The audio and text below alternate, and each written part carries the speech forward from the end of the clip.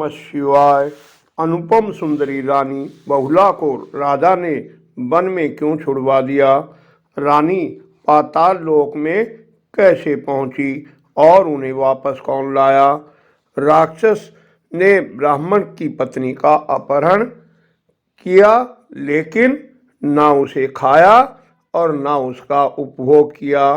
फिर राक्षस ने ब्राह्मण की पत्नी का अपहरण क्यों किया था?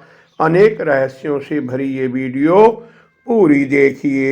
मार्कंडेय पुराण में वर्णित उत्तम मनवंतर की कथा इस वीडियो में प्रस्तुत है। कृपया मेरी त्रुटियों को क्षमा कर भक्ति रस का अमृत पान करें। मार्कंडेय जी कहते हैं, राजा उत्तानपाद के सुरुचि के गर्भ से उत्तम नाम के राजकुमार का जन्म हुआ। धर्म के ज्ञाता राजकुमार उत्तम का विवाह बब्रू कुमारी बहुला के साथ हुआ।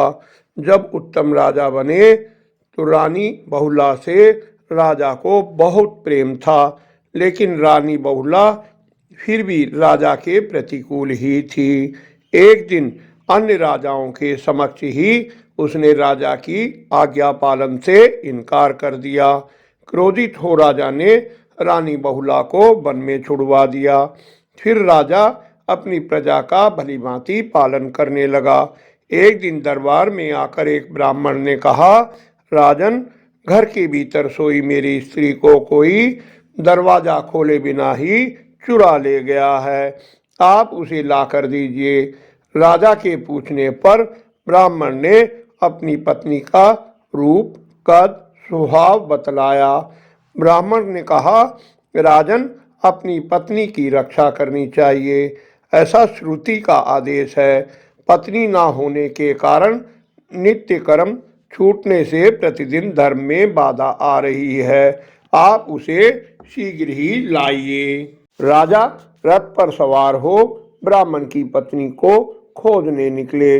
वन में वे एक ऋषि के आश्रम पर पहुंचे। राजा को देखते ही ऋषि ने शिष्य से अर्घ्य लाने को कहा। शिष्य ने गुरु से प्रार्थना की, आप विचार कर बताएं, मैं वैसा ही करूंगा। विचार करने के बाद ऋषि ने राजा को आसन दिया और आने का कारण पूछा। राजा ने कहा, मुने, मैं एक ब्राह्मण की पत्नी को खोजने निकला हूँ। आपने शिष्य को पहले अर्घ्य लाने के लिए कहा, फिर मना कर दिया, इसका क्या कारण है? ऋषि बोले, राजन, हम दोनों ही त्रिकालदर्शी हैं। मैंने जल्दी में अर्घ्य की आज्ञा दे दी थी, आपने पत्नी का परित्याग कर दिया है, अतः धर्म भी छोड़ बैठे हैं।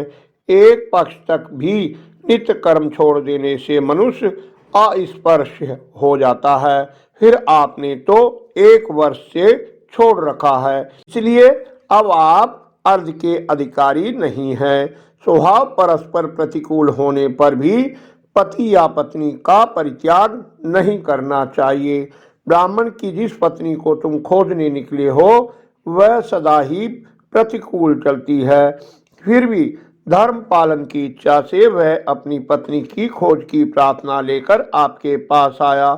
तब लज्जित हो राजा ने कहा, मुने, ब्राह्मण की पत्नी कहाँ है और उसे कौन ले गया है? ऋषि बोले, राजन, अद्रि का पुत्र ब्लाक राक्षस उसका अपहरण कर लाया है, आप उसे अपलावत वन में देख सकते हैं। जाइए, शीघ्रता से पति पत्नी का संयोग कराइए, जिससे उसे भी आपकी तरह पाप का भागी ना बनना पड़े। राजा शीघ्रता से वन में ब्राह्मणी के पास पहुंचा और पूछा, क्या तुम विशाल के सुशर्मा की स्त्री हो? ब्राह्मणी ने कहा, हाँ राजन, राक्षस ने मुझे लाकर यहाँ वन में छोड़ दिया है, ना तो मेरा उपभोग करता है और ना ही खाता है, इसका कारण समझ में नहीं आ रहा। राजा बोले, ब्राह्मण कुमारी, तुम्हारे पति ने मुझे भेजा है, क्या तुम्हें मालूम है वह राक्षस कहाँ है? ब्राह्मणी बोली, वह निशाचर इसी वन के भीतर रहता है, आपको भय न हो तो इसमें प्रवेश कर देखिए। राजा वन में भीतर गया। राजा को देखते ही राक्षस ने धरती पर माथा टेक कर प्रणाम किया। बोला, राजन, आपने मेरे घर आकर बड़ी कृपा की है। बताइए मैं आपका कौन सा कार्य सिद्ध करूं? राजा ने कहा, निशाचर, तुमने आदर सत्कार कर मेरा काम कर दिया। बताओ तुम ब्राह्मण की पत्नी को क्यों उठा लाए हो? राक्षस बोला, राजन, हम मनुष्य को खाने वाले राक्षस नहीं हैं। हम तो पुण्य का फल ही खाया करते हैं। इसके सिवा कोई स्त्री पुरुष हमारा आदर निरादर करे तो हम उसका अच्छा बुरा स्वभाव खा जाते हैं। राजन, वह शेष ब्राह्मण वेद मंत्रों का ज्ञाता है। मैं जिस किसी यज्ञ में जाता हूँ वह रक्षोदन मंत्र से मुझे भगा देता है। ऐसी दशा में हम कहाँ जाएं? इसलिए उसके सामने यह विघ्न खड़ा किया है। पत्नी के बिना वह यज्ञ कर्म करने योग्य नहीं है। राजन, मैं आपका विनीत सेवक हूँ, अतः आप अपने किसी कार्य के लिए मुझे आज्ञा दीजिए। राजा ने कहा, तुम उस ब्राह्मणी की दुष्टता का भक्षण कर लो जिससे यह विनयशील हो जाए। राजा के यूं कहने पर राक्षस ने ब्राह्मणी के शरीर में प्रवेश करके दुष्ट स्वभाव खा गया। राजा ने कहा, अब इसे इसके स्वामी के पास पहुंचा दो। वीर, यदि किसी कार्य के समय मैं तुम्हारा स्मरण करूं तब मेरे पास आ जाना। बहुत अच्छा कहकर राक्षस ने ब्राह्मण पत्नी को ब्राह्मण के पास पहुंचा दिया। राजा अपनी पत्नी के बारे में जानने के लिए वापस उन ऋषि के पास पहुंचे।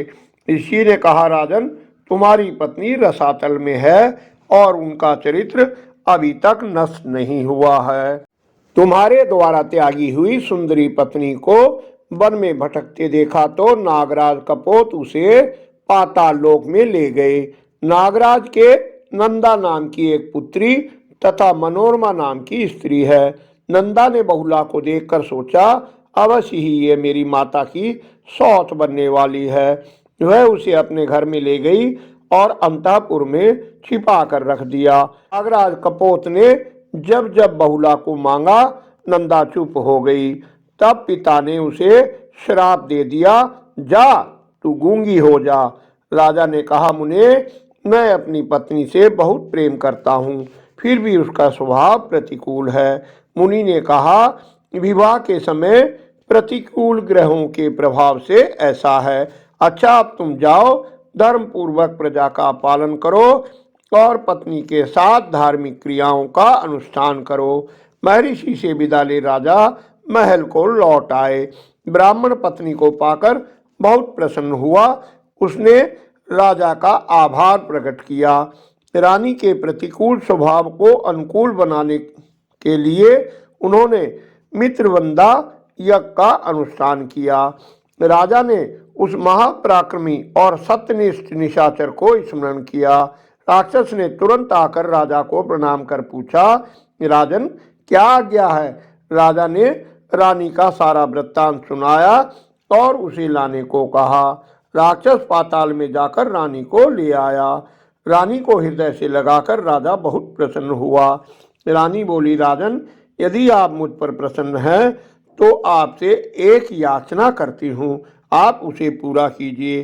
राजा बोले, प्रिय, तुम्हें जो भी अभीष्ट है निसंकोच कहो। रानी बोली, नाथ, मेरे लिए नागराज ने मेरी सखी को श्राप दे दिया था जिससे वह गूंगी हो गई है। यदि आप मेरे प्रेमवश उसके संकट के निवारण का उपाय करें तो बड़ी कृपा होगी। राजा ने ब्राह्मण को बुलाकर समस्या बताई। ब्राह्मण बोला, राजन, मैं आपके कहने से सारस्वती स्तुति करूंगा जिससे आपकी महारानी अपनी सखी की वाक शक्ति को पुनः कार्यक्षम बनाकर उनके ऋण से उऋण हो जाए। ब्राह्मण द्वारा सफल अनुष्ठान के बाद नंदा बोलने लगी। तब पाताल लोक में रह रहे गर्ग मुनि ने नंदा को बताया, तुम्हारी सखी बहुला ने ये दुष्कर कार्य कराया है। यह जानकर नागराज की कन्या नंदा राजा के महल में आई। उसने रानी बहुला को छाती से लगा लिया और राजा की भी बार बार प्रशंसा कर आसन पर बैठकर मधुर वाणी में बोली, वीर, तुमने जो मेरा उपकार किया है उससे मेरा हृदय बहुत प्रसन्न हुआ है। अतः मैं जो कहती हूँ वह ध्यान से सुनो। राजन, तुम्हें एक महापराक्रमी पुत्र प्राप्त होगा और इस पृथ्वी पर उसका अखंड राज होगा। वह सब शास्त्रों का ज्ञाता, धर्मपरायण और मनवंतर का स्वामी मनु होगा। समय आने पर रानी के अति सुंदर पुत्र औत्तम हुआ, जिसके नाम से मनवंतर का नाम रखा गया। प्रिय भक्तगण, वीडियो पसंद आई हो तो लाइक कर मेरा उत्साह बढ़ाएं, अन्य भक्तों से शेयर कर धर्म के भागी बने, कमेंट में सुझाव दें। निरंतर जुड़े रहने के लिए चैनल को सब्सक्राइब कर लें। धन्यवाद। आपका कल्याण हो।